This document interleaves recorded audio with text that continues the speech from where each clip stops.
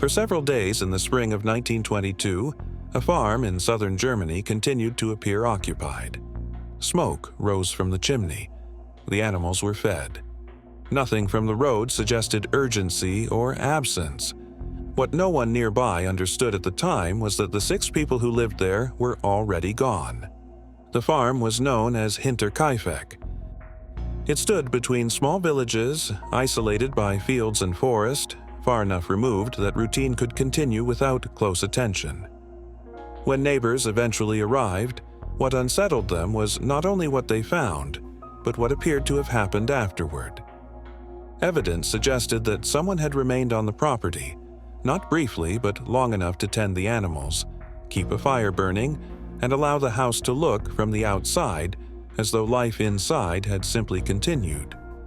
Who that person was and why they stayed has never been conclusively answered. To understand how this became possible, it helps to return to the weeks before the farm fell silent.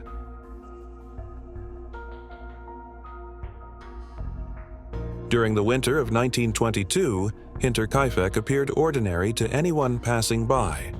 A farmhouse, a barn, and several outbuildings. Weathered, but in use. 3 generations of the same family lived there. Andreas Gruber and his wife, Cecilia. Their adult daughter, Victoria, who had been widowed during the war. And Victoria's 2 children. They worked the land, tended livestock, and followed routines shaped by isolation. This was not unusual for the region. The farm had always been somewhat removed. As spring approached, however, details began to surface that resisted easy explanation. After a snowfall, Andreas Gruber noticed footprints behind the house. They came from the forest and led toward the farm itself. There were no corresponding tracks leading away. Inside the home, members of the family reported hearing movement in the attic at night, described as slow, deliberate footsteps above their rooms. The space was searched more than once, but no one was found.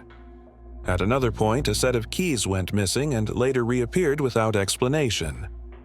Unfamiliar newspapers began turning up on the property, despite the family having no subscription and no clear reason to receive them.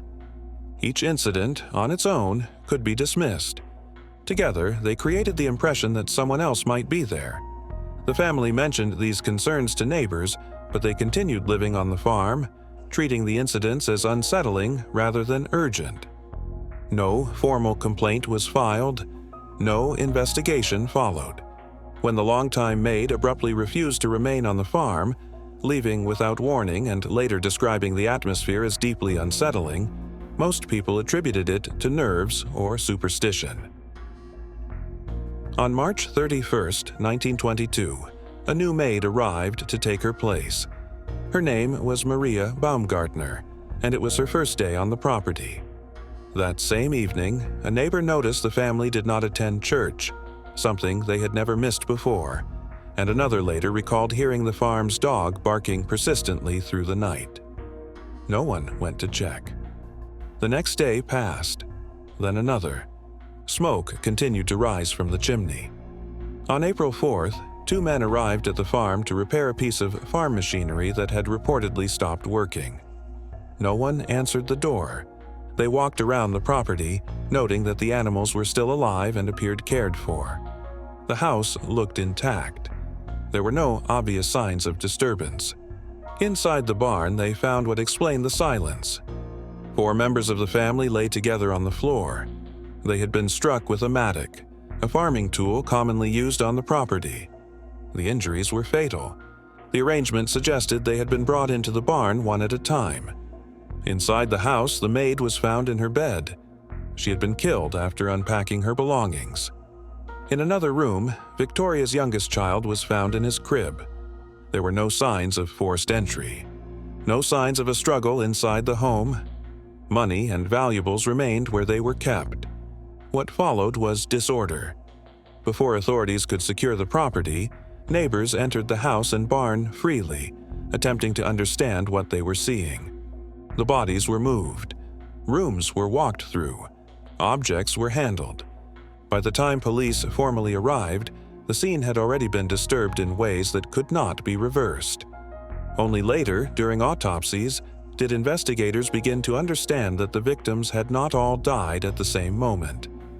The injuries suggested the killings had occurred over a span of time, rather than in a single event.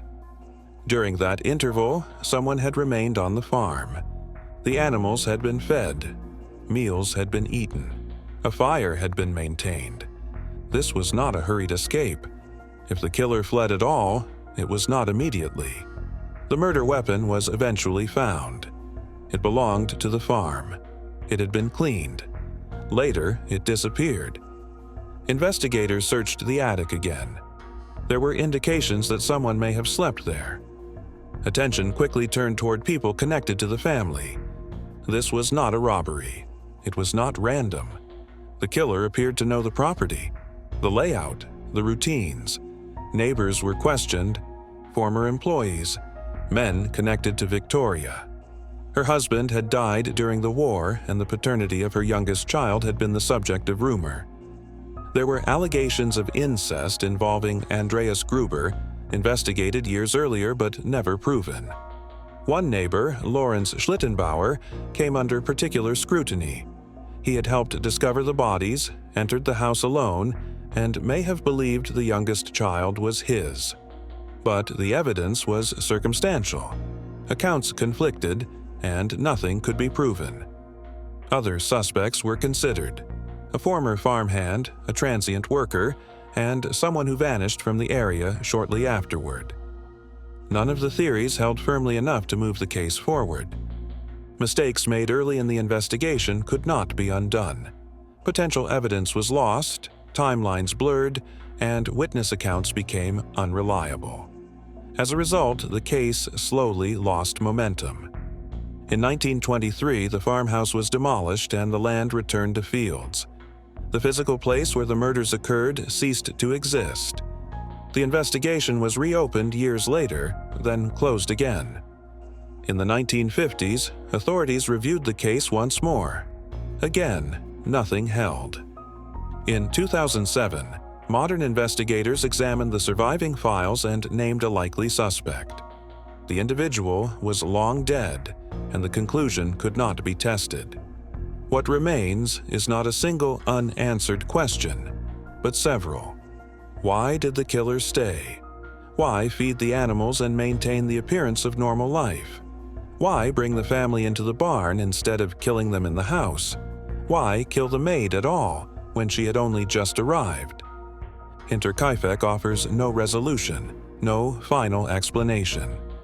Only a farm where routine continued after violence, where smoke rose from a chimney above 6 dead people, and where, for a short time, someone lived among the aftermath, undisturbed, then vanished. What remains is a place that no longer exists, and a case that resists conclusion not because of what is known, but because of what was quietly lost.